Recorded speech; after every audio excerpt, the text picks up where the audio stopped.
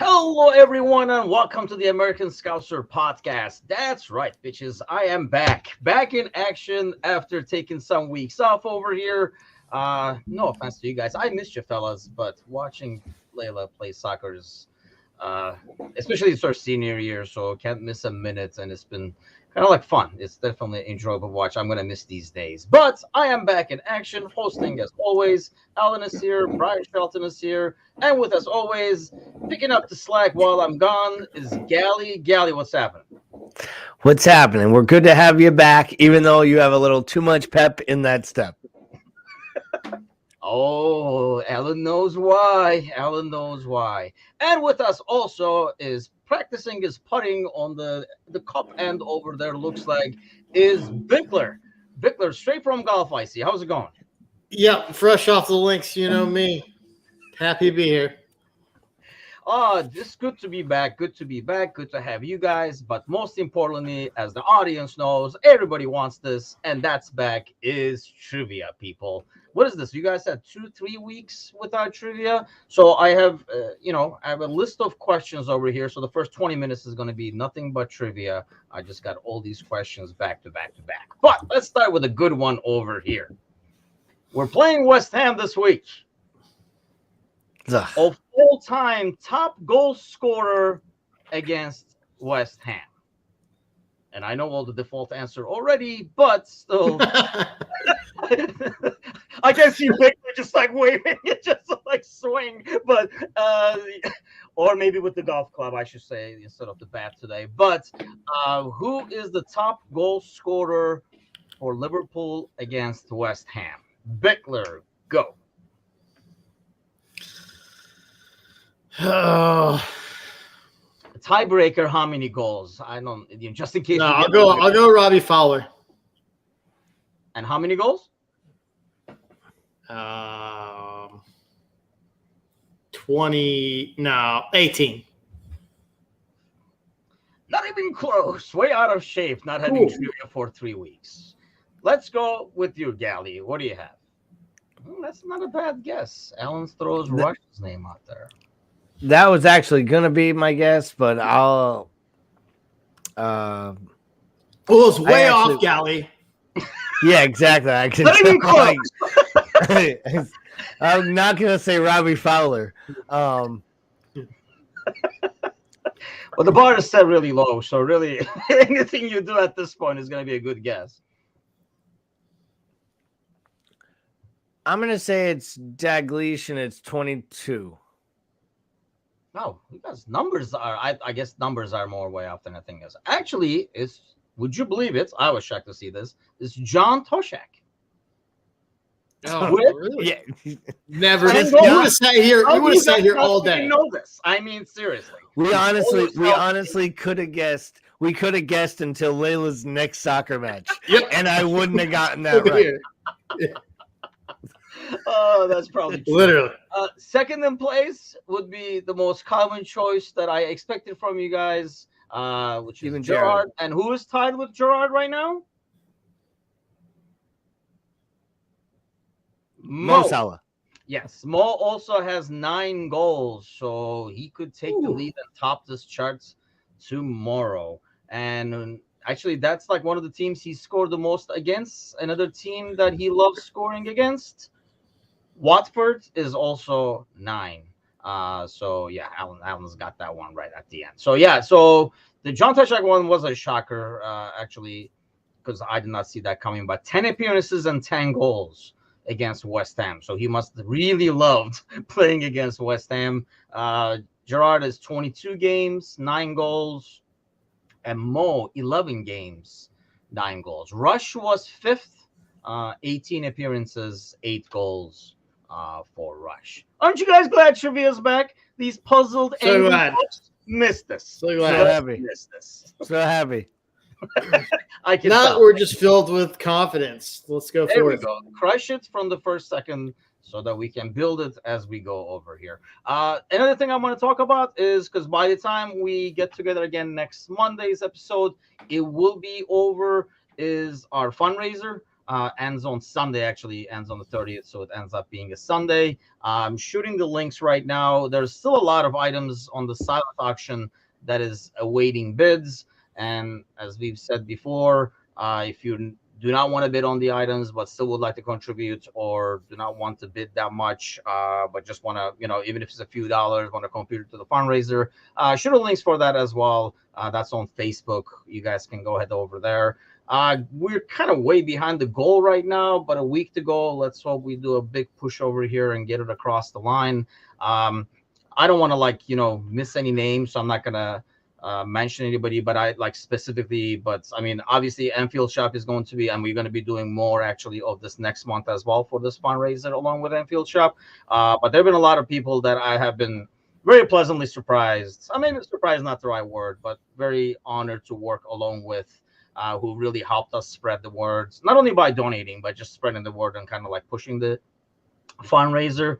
And then, I'm hoping that we get more from the silent ones too. You want to weed out your Facebook friend list? If you have a huge group like mine, do a fundraiser is the way to go. So I would definitely recommend that. It's very easy to weed people out that way. But let's hope this last week over here, one big push, we get closer to our goal. I don't know if you guys got a chance to see it, but on Friday, we had a Torre actually from Save the Children on Monday show. And I mean, just listening to that or listening to the interview we did with the Liverpool Sporting Club in Turkey, if that does not kind of entice you to donate what you can or help out how you can, I don't know what to tell you. But a very good interview with the Torre. It was a kind of a joy to talk to. So has the Guinness Book of Records for tennis and pickleball with his twin brother, which was ridiculous. For 14 hours, they did that thing. I mean, that story alone and how they did it is worth a listen over there. But more than worth a listen and worth a talk is what the boys did over the weekends.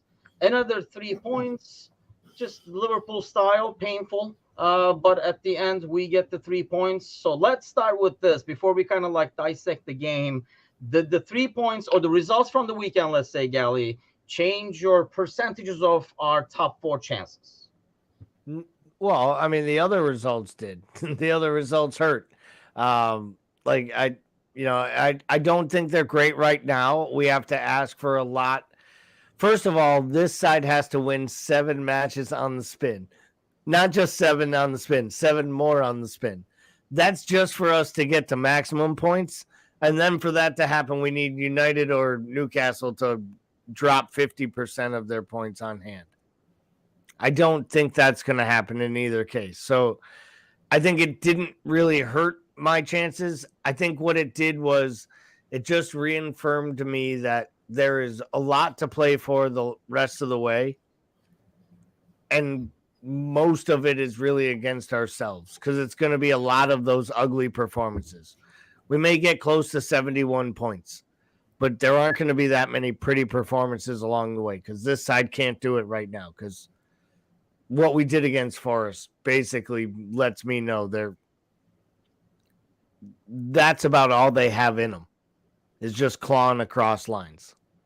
Yeah, we'll dissect that a lot. And I think there were some individual performances I want to get your guys' take on in terms of what we expect to see moving forward. Brian says, the Newcastle one was a severe blow. I think they might have just scored again, by the way. That was an obnoxious, ridiculous game. But Bickler, how about you?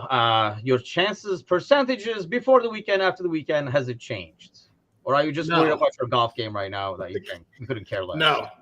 I mean, I don't really have anything to add to what Gelly said. We needed a ton of help going into this weekend. We still need a ton of help. I just think this is not a team that's capable of ripping off that streak, I don't think. And I don't think the teams in front of us will drop as many points as they need to drop, especially with teams like Brighton that have a number of games on hand. It didn't change anything for me. It was nice. It was nice to win, but I'm more concerned about how this team. I'm more concerned about what has worked out roster wise with this team with the games left. Do we have with the 8 weeks? How much work can we do between now and these 8 games to make some decisions with this roster that need to be made? All right, so let's get to that because I agree. I know about you guys, but when I watch, I'm more watching. It's more like preseason, if you will, fair or not, to see how we can build on this or what is changing or what can change, and more importantly, what we really need to plug in to be able to get to where we want to be. So obviously, the biggest adjustment was, and we'll start with Bickler on this one. I was talking about this morning. We all know Bickler fought the good fight for over close to 2 years. Has kind of like taken a back seat now for Peacock. Commenting on every Facebook post and every group possible, pushing the issue, doing the Lord's work for basically Peacock. And your new task, I've noticed over your Facebook post, is telling everybody that Trent is really not playing midfield. Where is he playing? Can you tell the guys in the back row as well, so everybody understands that? Well, thank you. I did not realize that I was so clearly mission driven until you pointed that out. So apparently I picked my thing and I obsess about it for a block of time. All right. I'm just processing. So Trent is not playing in the midfield. I mean, he is in the midfield during matches, during possession, but he's playing as an inverted fullback, right? Which we've seen. I mean, I think it's very similar to what City did with Cancelo when they pulled him in and played him that way. And so, yes, he is passing through advanced positions in the midfield in possession, but essentially out of possession, if you were to lay it back completely, he's in a back four. He's just getting help. And really, with as much possession as we had versus Newcastle, it did really look like Konate was just playing right back.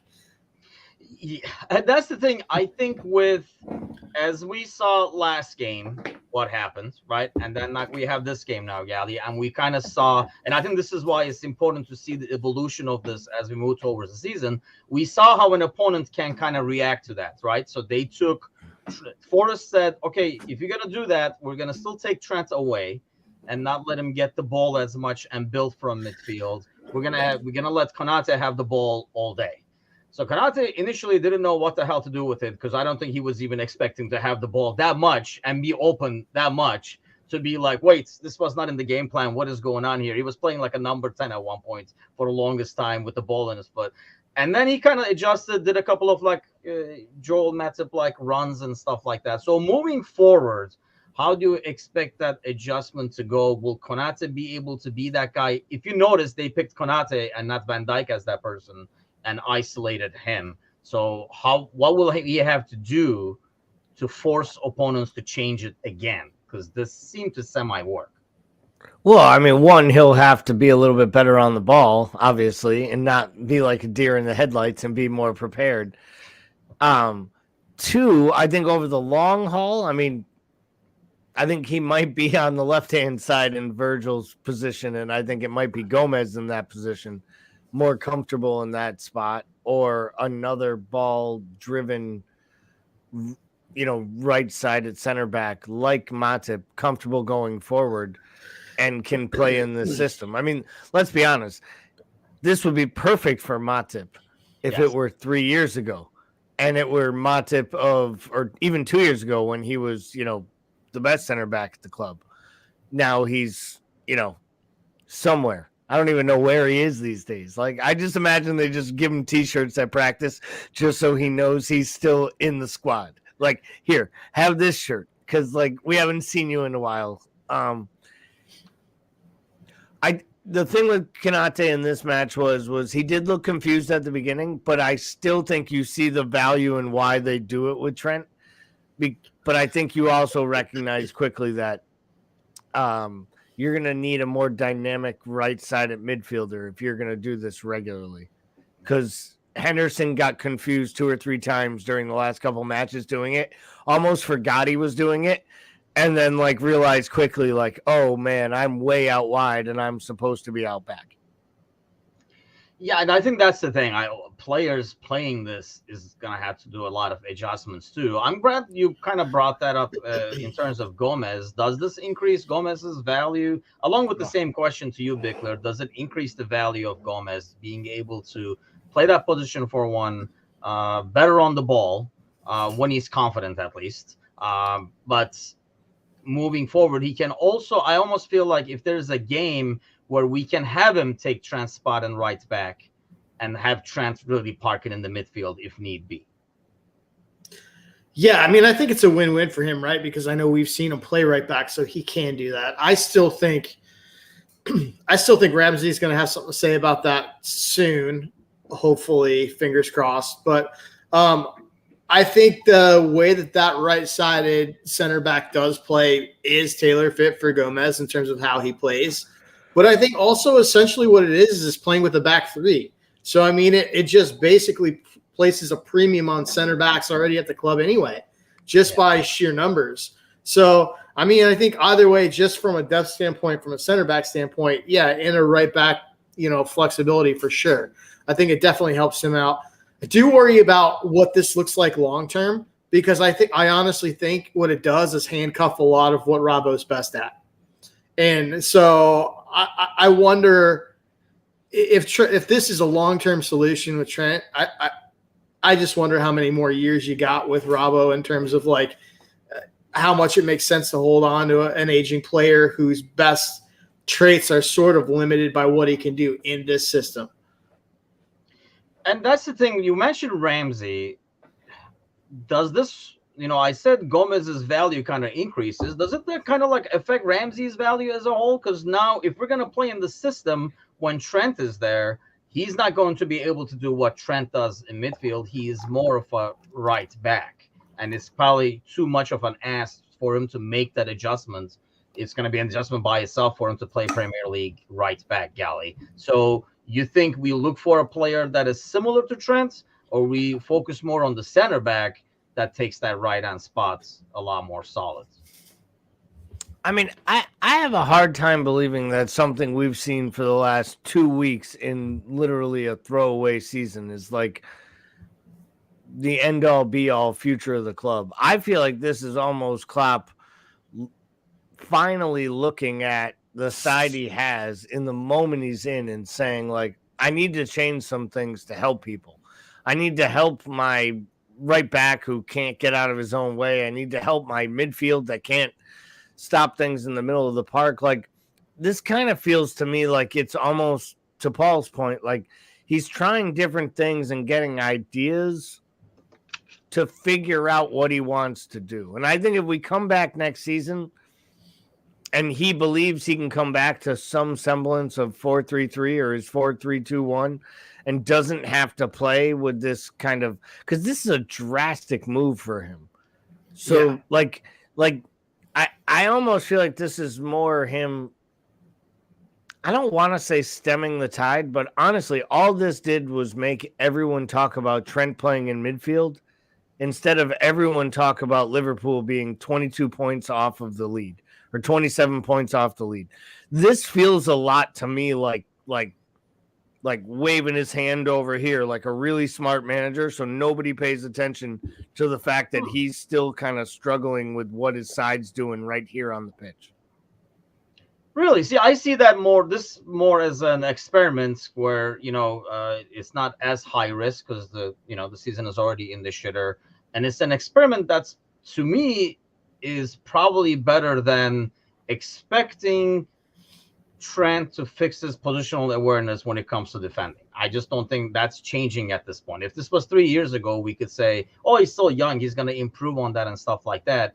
Is that kind of like, what do you think, Bickler? I mean, is it kind of like what Gally's saying? It's kind of like, like, here's hey, I want you disguised and like kind of like distraction, or we kind of realize where Trent is not going to be able to improve that positional awareness, but we really need to still capitalize on his creativity, and this is kind of like a best of both worlds in some way. Yeah, I mean, I think it's a combination of like, I do think it's experimental and just terms down the stretch. And I think it's like, it has to do with the fact that like we feel numbers short in midfield. We're losing legs in midfield. Like Trent reinforces that and it gets him out of a spot he's clearly struggled in. And I think it's just an experiment more than anything. But I think, is it a successful experiment? I know it's early, like Gally was saying. Yeah, I will say it is because I think that Trent's that important to the future of this club still. I mean, people are like, oh, he's being like, it's interesting how quickly it takes a player to struggle to all of a sudden be linked with Real Madrid. Like And I think, but I do think it's important for this side to have him at his best, because I remember, I think it was the beginning of last year when Trent was on fire, and I was like, if he plays like this the whole year, we win the title, and it's not even close. And sure enough, he struggled off and on, but when he is firing on all cylinders and he is comfortable and he is dictating play, he's one of the best. And I think that's the thing. I think this almost just makes it so that he's like the conductor, it all runs through him, which is interesting because we always kind of pictured that as Henderson's role to sort of navigate and create that tempo. And I think he does influence the ball movement, but I think that Trent's in a spot now where he can start sort of pointing at areas, so to speak, on the pitch and really dictating traffic. And I think more than anything, that's what's been successful with this, because it's gotten him out of that headspace that he was before. How about you, Galli? Do you consider it, like you said, it's only been 2 weeks, but based on what you see and what it can improve, do you consider it this can work, let's keep going with this? Or this is kind of like a short-term, it's not going to work in the long run? Well, I think it can work. I think we're already seeing it works. What works about it is we see his creativity in the middle of the field. I mean, he's played better attacking balls in the last 2 matches than he has in the last 2 months. I mean, from out wide, playing in his attacking right back position. Because anytime he went forward, it always felt like there was almost this moment where, in the back of all of our minds and his, was I'm going to have to get back eventually, and that's going to be a problem. And it just felt like that was in his mind and part of the equation. I guess my question is, if he's this influential in the middle of the park, and I think he is, then at some point does Klopp have to just suck it up and actually move the best right back in the world and play some form of a double pivot where he just plays this deep lying midfield role where he dictates play? Because I don't know that, to your point, Timuchin, earlier, I don't know that you're going to be able to sign players forever, backups and players that fit into this one formation that is almost predicated to get the best out of Trent Alexander-Arnold. And if your right back has to play into an inverted midfield position and create from a deep lying hole when you're when you're in possession, that seems like it kind of hamstrings everybody else in the side. The problem I see with that one is, and I know what you're saying, the only problem I see with that one is, and we talked about this before when it was Trent in midfield, is, I just mentioned, I feel like his weakness is positional awareness and losing track of runners. I don't know if you want somebody like that in midfield holding that responsibility at the same time. But having said that, it almost looks like to me Bickler is you have this skill set that really is very, very difficult to replace in terms of creativity and what the guy can do. But you do have some weaknesses. So you're trying to find a way where you can kind of get best of both worlds. Is this the way? But at the same time, like Galli says, it's kind of hard to find that player profile so that when Trent is being rested or rotated, I guess you can switch back and say, okay, we're going 4 in the back now, and Ramsey, we're going more traditional, tuck more in a bit more, because this makes Mo stay out really wide. I want to get to that too, but. So I think the issue, I think there's truth to both of those things, right? I think moving Trent to this inverted fullback position essentially really sort of limits how responsible he is from a positional awareness standpoint. And it also helps the midfield, who doesn't have the legs to consistently fall behind an advancing right-sided fullback. So, it helps the midfield as much as it helps Trent, and that's why I think it's sort of genius. But to Galli's point, it's all right, so this is a generational type unique talent, but that comes and goes. So what does this club look like when we've got when that starts to fade? What's that next iteration look like, and how ready are you for it? And it's real hard.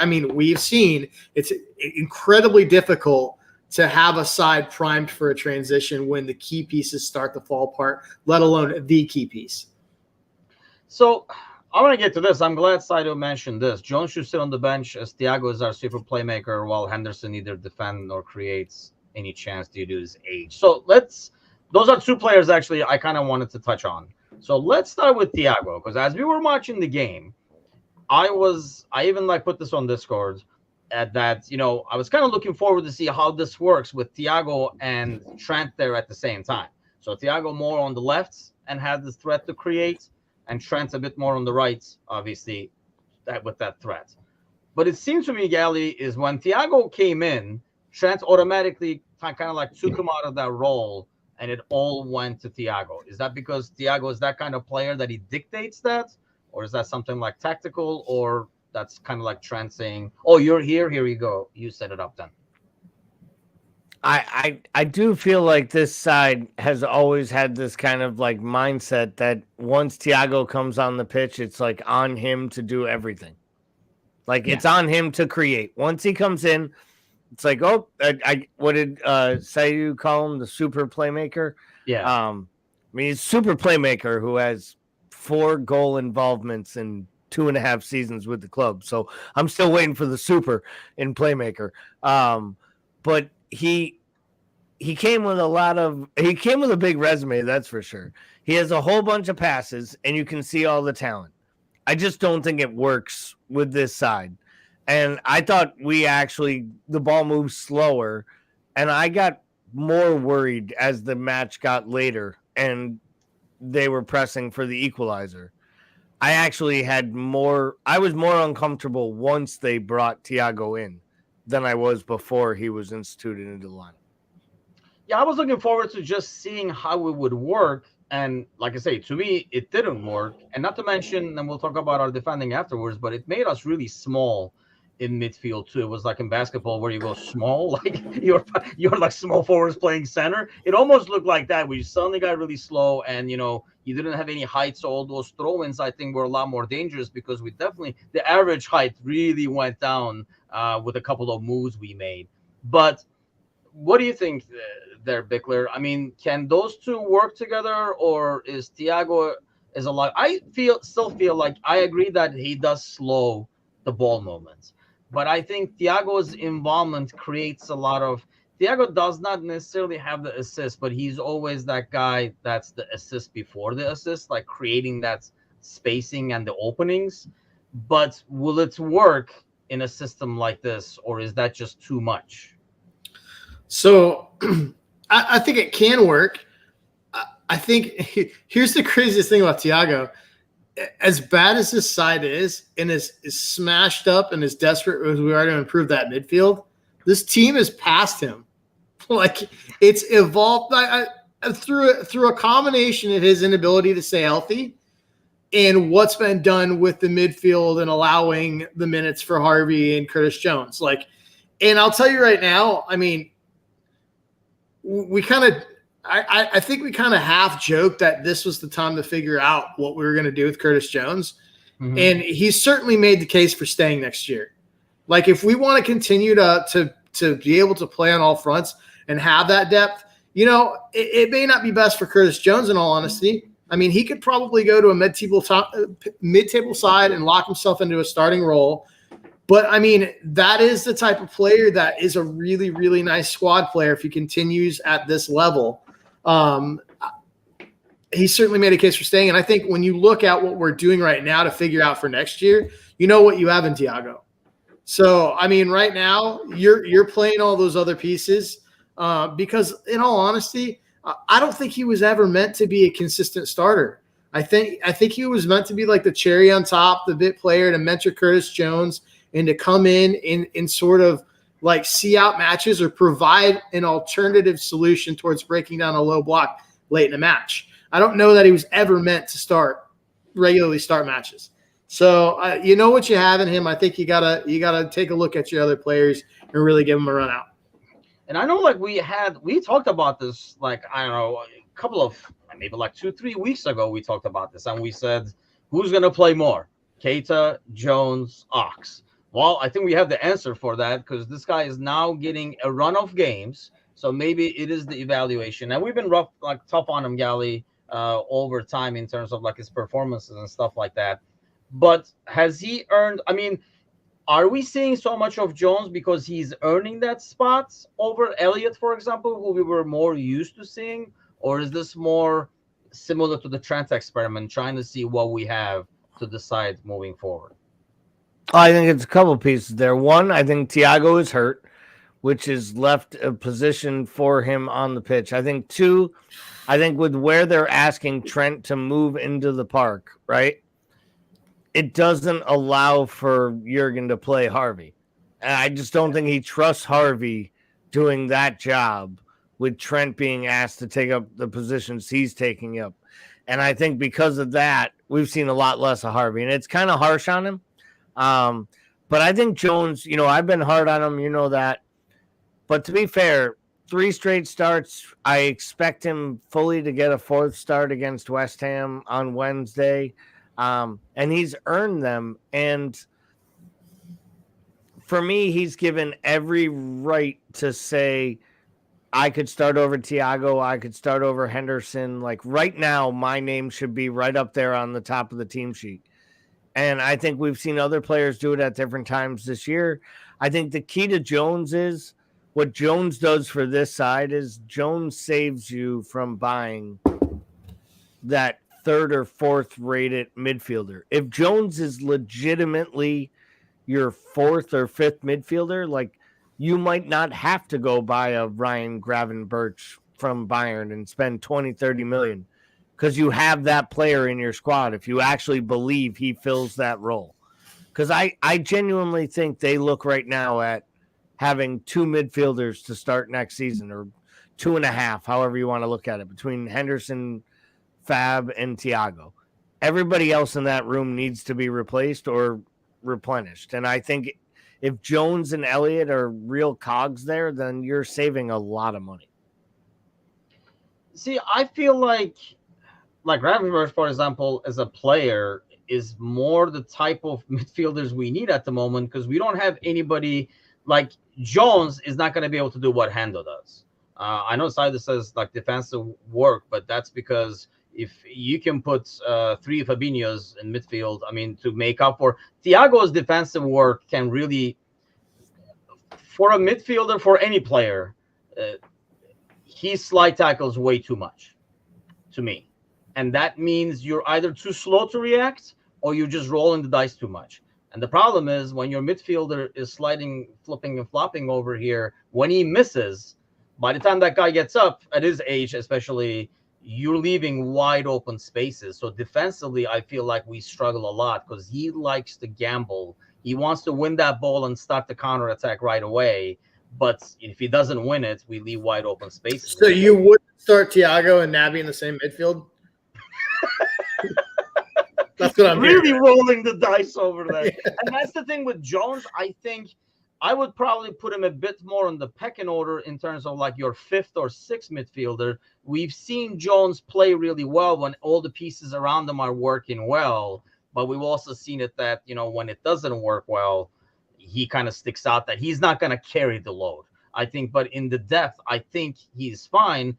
Bickler, I feel like, what we really need more of is, as you watch this team, especially in midfield, if you take Trent out of that equation, you don't have midfielders who really scare the opponents on the ball. I think that's one big difference that Thiago has, where when he receives the ball as a defender, you don't know if he's going to lower the shoulder or just take off on you or if he's going to do something. Whereas Hendo, Fab, and Jones, I will love to defend against because I know exactly what they're going to do and what they're not going to do.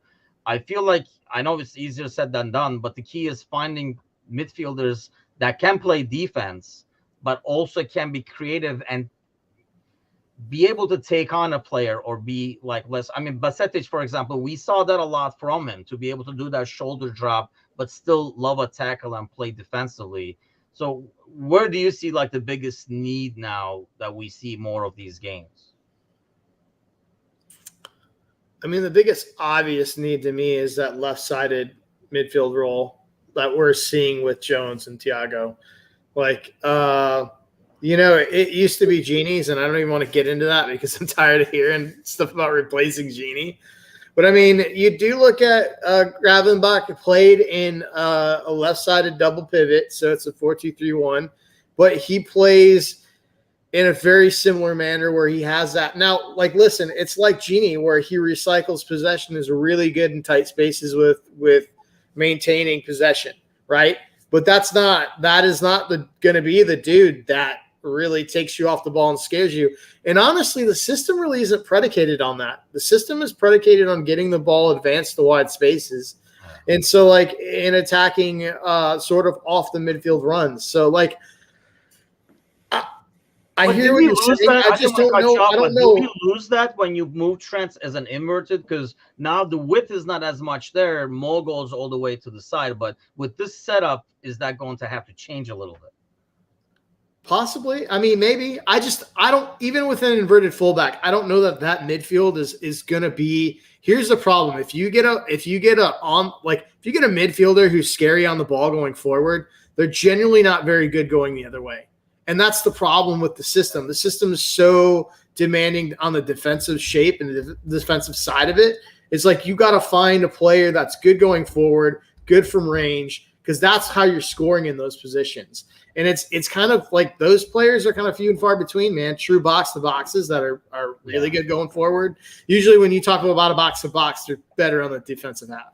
So – yeah, because that's like kind of the strength. It's like icing on the cake is what they can bring attacking. And I really feel like that's like what we need, like somebody who can kind of give that threat a little bit as well. I mean, they don't have to be the super playmaker like we were talking about. And I hate to say the B word, but that's why like Bellingham is the dream, right? Because he is a true box to box who's gifted offensively. How about you, Gally? Do you agree with that? Or what's the profile player that you want to see when you said like adding 2.5? Like what kind of players do you, without, I guess, naming names, if you will, or you can name styles, but like in terms of what they're going to bring? Well, I think you said it earlier. I think there needs to be a little bit of steel and there needs to be somebody else that can play on the defensive side of this midfield. So, whether it's obviously Paul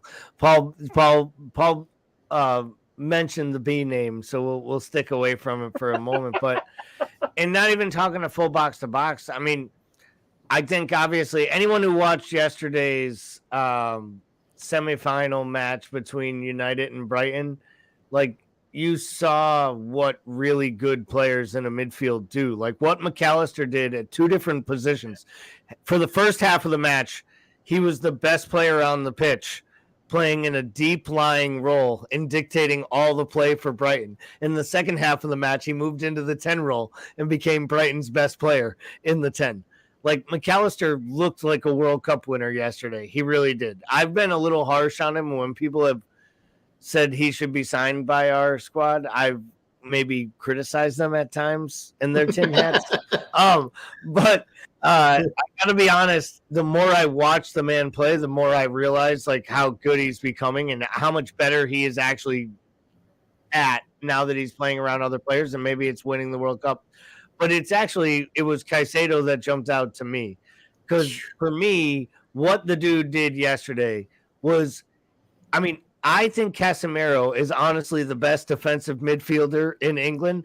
And I think yesterday Caicedo took it on himself to basically take Casemiro, put him in his pocket, and be like, I'm just going to show everyone what you used to look like when you were young.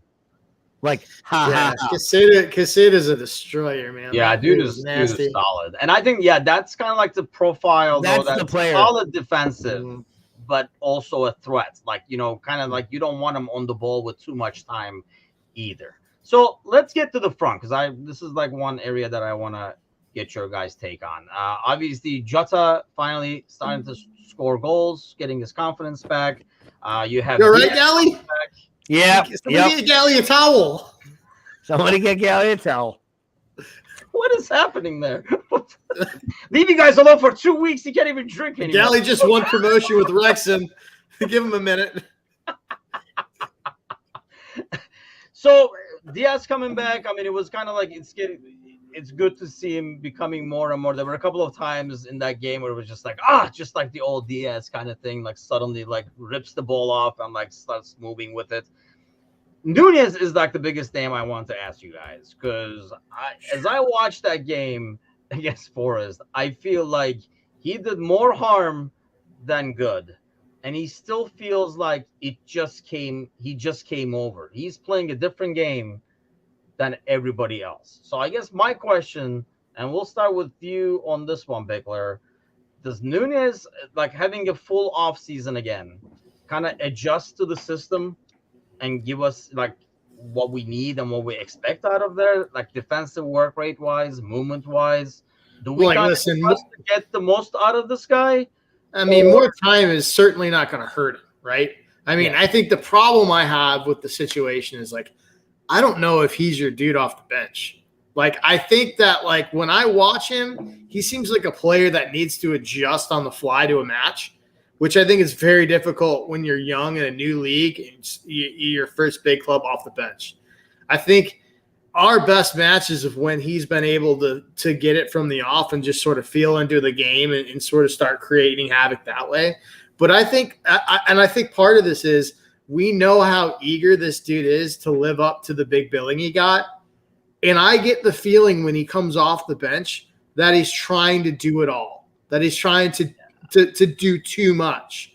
And I just think you have to be super careful with a young player that's got this much on him and he wants it this bad. I just think that's probably not his best spot. I mean, kind of talked about it before, Gally. I mean, I think the worst thing that happened to him was coming the same year as Holland. I mean, they were like, if he came last like the season before, he wouldn't have this much pressure. And it does feel like to me when I criticize his defensive work and what he does defensively, like losing track, I think it does go back to what Bickler is saying probably, where he just wants somebody to get the ball right away so we can attack and he can score and show his value.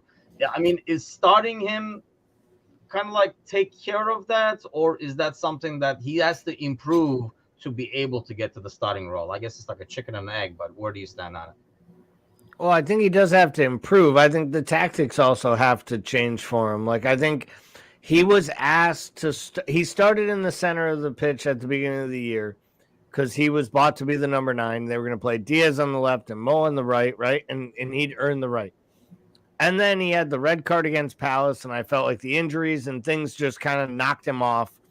And then all of a sudden Diaz is hurt, and there's this position for him on the left. So we put him on the left, and he starts really, really helping and doing a really good job. And then all of a sudden it kind of changes for him again. And I think he's just had a really unsettling first year.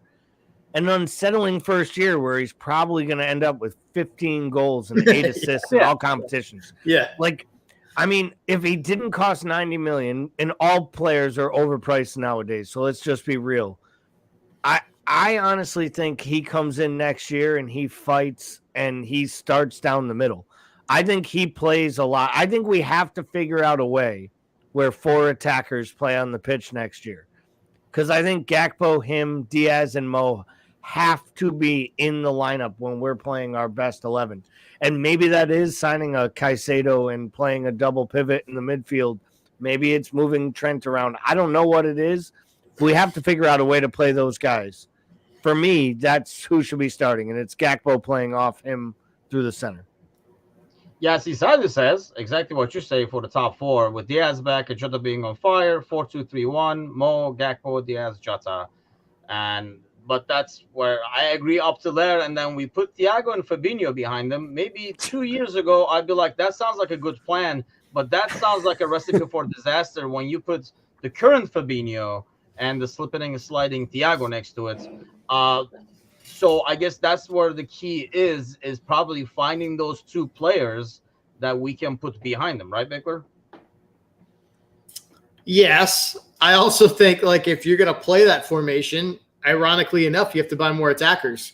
Like, I mean, we talked about beating the brakes off the side. You want to play with 4 attackers, it's fine, but either you're going to have to play different formations throughout the game weeks, or you're going to have to bulk up. Now, that's where players like Mason Mount are great because you can play him in midfield or up top. So, I mean, it's going to be a wild, wild summer. And if it's not a wild summer, I'm going to go slam my hand in the door. So, like, yeah, I'm with I you think on so. that. Like, I mean, as you watch, that's what I'm like more watching right now is trying to figure out, you know what, a piece right there would kind of like solve, like trying to solve the equation and seeing what variables we need to put in there. So speaking of rotation, obviously, this was great for Klopp where he could insert. What did we do last week? We won, right? Okay, let's do the same thing again. He won't be able to probably do as much this week. I know you said you expect Jones to start again. Gally, what kind of a rotation are you expecting out of the West Ham game this Wednesday? I mean, I think I'm assuming Jones will start because he's the youngster, and I think you play the young kid. I think Thiago starts probably against West Ham. I also think you probably see Nunez from the start. And maybe Nunez for Jota. I know he's scoring like nobody's business, but he did just come back from injury. So maybe for Jota or even for Gakpo, you know he's going to play Mo. And then I think the back four is going to play the back four until something changes. I mean, if I'm Simicast right now, if I'm Simicast right now, the only thing my agent is doing is finding me a place that wants me to fight for a starting spot in preseason. Because if I'm him, he had the best 12 matches of his entire professional career last year towards the end of last season. And it was rewarded with like 6 total appearances on a year where Andy hasn't been great. So like if he can't get a run in this side in this moment, when does he? So like if I'm him, like I think there's a lot of players in this side. We keep talking about us figuring out what players are going to be here next year. I think there's a few players figuring out whether or not they want to be here next year. Because it's easy to sit on the bench when you're going for all the honors and playing in 63 games, traveling all over Europe, and partying like rock stars. It sucks a lot more when Klopp's hugs are not as friendly after you lose to Bournemouth. And that's the thing. I don't know if I think with what we've seen with some of these players that, like I say, we felt that, oh, we have such great depth in certain positions. What we saw is when it's an well-oiled machine, you could replace 1 or 2 and plug these guys in and you don't skip a beat. But when it's struggling, these guys really stick out a lot more like a sore thumb. Like, I mean, I felt like I cannot remember a good Costas appearance, for example, this season off the top of my head over here. He's just been both sides, defensively and going forward. He has been a shell of himself. And like you said, Gally, he had like some like good runs last year. Does he get more opportunities, Bickler, on a game like that? If ever, kind of like what Gally said, if ever, this would be a game, for example, where he would sniff the starting 11. I mean, I'm going to believe it when I see it. At this point, like I'm definitely not going to be like, oh yeah, you know, it makes sense. I'll see him out there. It is, and it's crazy because like this is the prime example of like we talk about instead of Klopp like forming a system around a new player or a new like sort of characteristic, he tries to find the same player and plug it in. And Tsimikas is like a really good example of that. A very different profile and play flow of Robbo, very different. Probably a little bit more elegant and graceful in terms of his movement, not as static and sort of short burst as Robbo is. They play very differently, but they're just as effective. And some of Tsimikas' deliveries from the left side really change things. And I just think, yeah, I mean, Gally's right. He's definitely been hard done. And, you know, like, I think that's a really good point. I think this is a year where, like, I think, we're going to see a surprise player go just because maybe he's surplus to availability depending on what we need. And I also think we are going to see some players that just decide from a business standpoint it makes sense for them to go elsewhere. So at the same time, notice we kind of like said both left backs are not having a good season. Is that kind of because of the fact that we have not had Diaz, and like you were saying, Gally, earlier, we've had to plug Nunez to the left where initially, well, at least we thought he would be more center and stuff like that. So they've never been able to kind of establish a relationship with the people playing in front of them. I mean, I think going forward, it has definitely something to do with the fact that you lose a club stalwart in Sadio Mane playing on the left-hand side, and then his understudy that came in and set the world on fire in Diaz. And then on top of that, to be fair, as much as I've criticized Thiago this season, he's missed a lot of time on the left-hand side as the midfielder, so there's been no consistency there. And let's be real, Virgil van Dijk does not look like Virgil van Dijk. He looks like a shell of himself. So you're also being asked to not only track back and pick up for the most world-class center back, you also then have to deal with him waving his arms and screaming at you the entire time for everything that you're doing wrong, basically because he can't figure out how he can get back in the right positions. So I think right now, honestly, playing left back at Liverpool is probably, honestly, the position on the pitch that was most set up for failure.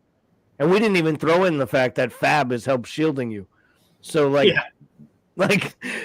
you think though, like these guys always had these deficiencies, and Van Dijk being the super Van Dijk was kind of like covering them up, and now they're getting exposed, or Van Dijk just became average after the injury? They have to fill in for his mistakes. I actually think you're more on with the first part. I think that Van Dijk actually, what he did so well, and I know I got criticism in the Discord channel for giving him flack on the second goal. And it wasn't as much actually blaming him for the goal, because Robertson's way too tight and narrow, and that's what leads to it. But it's that the old Van Dijk would have snuffed it out, read the play, stepped up, and made the play. And it's just us holding him to a different level. But that's what happens when you're the highest paid defender in the world. That's what happens when you're the best at what you do.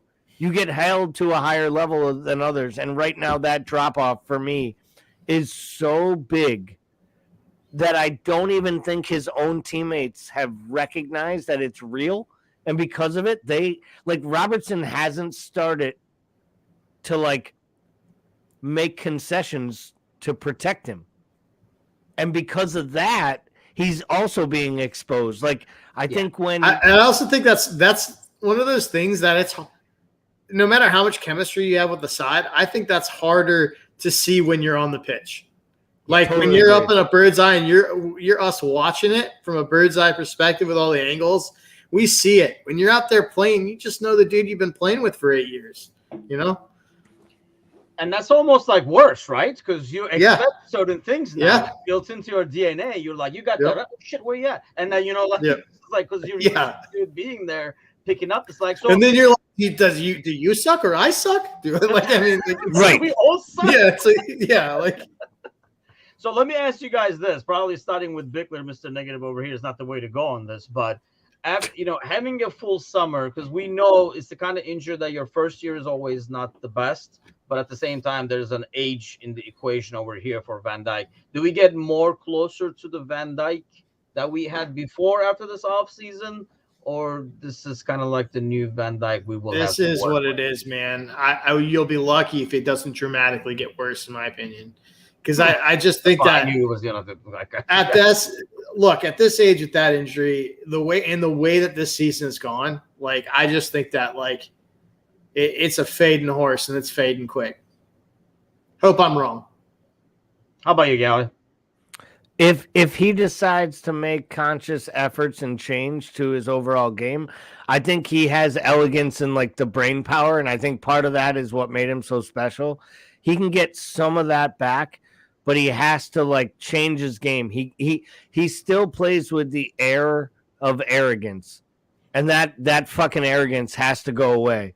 Because to me, that's what we're seeing now is he still thinks he can outrun or outposition or outmuscle someone on an angle, and he can't. I don't think he can physically just do that to people anymore.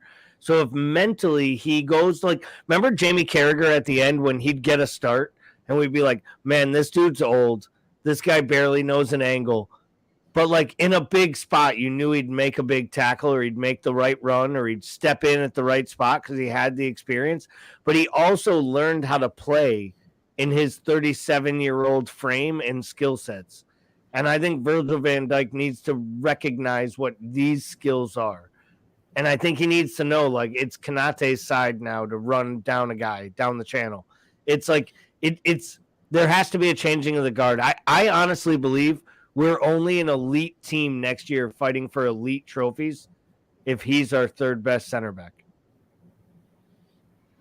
See, yeah, I think it's a matter of how much he adjusts to the new Van Dijk more than anything else. I think, I know, like Thiago Silva comes to mind, for example, from being like he was more of a speedy, but over time, I mean, as old as he is, he's been able to kind of adjust how he plays. You kind of like have to change your angles. You have to kind of maybe not go for stuff that you have to realize yourself that you lost a little bit of the pace and agility and stuff. And that kind of goes back to what you're saying, Gally, in terms of I think he's still gonna have that still. That's part of his game, like the smug approach, but inside he has to understand I'm not the same me. I think, anybody who's played the game, as you get older and certain things start to go down, like if you're like, the fastest guy on the field and suddenly you're not anymore, well, you can't just like, throw it from the right and run from the left and make those things. You got to come up and work on your game and do some other stuff. So I think it's a matter of him adjusting to his own new body and FIFA ratings, if you will, in terms of like pace and agility and stuff like that. Okay, so before we go, prediction time. Heart attack guaranteed, but what will the score be against West Ham this Wednesday? Gally, let's start with you on this one. 3-1 Liverpool. Nice. That's what I like to hear, and that's why we come to Pickler now to shoot that down. That was going to be my guess, but I'll go 3-2 Liverpool. 3-2 Liverpool. Sparky Parky says 2-2. That was his prediction this morning too. Alan is going with the 3-1. I like the 3-1. 3-1 is my favorites. I'll go with the 3-1. Should we be concerned about this whole throw-in fiasco, by the way? I didn't get a chance to like go into the full detail, but it felt like when we were giving up corner kicks when Mignolet was in goal, where every single one, my heart was in my mouth, like, oh my God, they got a throw in. It was like they got a penalty kick or something every single time. Is it just a kind of like a fluke thing? We just didn't know how to react. I mean, like I say, one of them, if you guys go to the goal, I put that on Nunez, not knowing where to be and stuff like that. It was always the second ball that we could not get to reaction-wise. But is it something to be concerned about? From this team was getting clean sheets all the time. We had trouble scoring, and now it feels like we're scoring more, but we're leaking a bit more in the back, Gally. Is it something of a concern or kind of like a fluke ordeal in one game? Well, I think that the long throw-ins is like corner kicks and like set pieces, and I feel like we've been susceptible to those all year long. Like anytime we've given up a set piece or an opportunity for someone to throw a scoring opportunity at us, or for us to, we've always seem to make a mistake. So I feel like a set piece, a long throw, a corner kick, I think at this point, I'm more worried about that than I am goals being scored on us from open play, because that's usually our own mistakes where we seem to create them on set pieces. How about you, Bickler? I mean, any set piece, I guess, like corner kick and stuff, you're always like, well, let's get this cleared and stuff like that. It just felt different this weekend for some reason. Like I say, I had flashbacks where I was overly concerned with them as opposed to, that's a bad spot to give a free kick or something like that. I mean, let's be honest, that dude has a cannon. But it essentially was just a free kick. I mean, it is essentially set piece defending. So Gally's got a point. We struggle with it all year. It is weird. I'm going to go down and say, though, 2 hugely deflected goals. Both those goals were pretty fortunate to go in. But you know what? Just proof that if you get in the right areas and create enough danger, you create your own luck. So, yeah, I mean, I don't know if it's like necessarily like a throw-in thing, other than the fact that it's like that dude had a cannon and turned it into a free kick. It was pretty brutal. I was like, oh my God, here he comes again. Like every time the ball went out of bounds. So, he's going to have Tommy Johns next year. As a reminder, last week, 1 week left on this fundraiser, on the silent auction and the fundraiser itself. So hop on there, do what you can. If you're not able to donate, please at least give it a share to get the word out. So we make the most of our last week over here. I'll be back Wednesday morning with Gordo. We'll probably preview the game a bit more then. Hopefully we'll know a little bit more about injuries and who'll be available and that kind of stuff. And then I know Thursday night, the boys will be back again. Our prediction is that we're winning this thing, except Sparky Parky over here, who's still going for the draw. But most of the ones I see, Leslie goes with 2-0. Sider says 3-0. Clean sheet for sure, he says. I'm not able to say that anymore, especially with our current defending. But let's hope for the best. Let's for another 3 points. And then maybe by the time we get together next Monday, we'll have added 6 points. And we'll be doing some serious math for the top 4.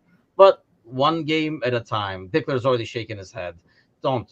Stay positive, buddy. Stay positive. Okay. I know the trivia doesn't help set the mood for you, but stay positive. You stay positive. I'll stay realistic. Damn you, Dickler. Damn you. Hey, everybody, have a great week. It's good to be back. See you guys next month.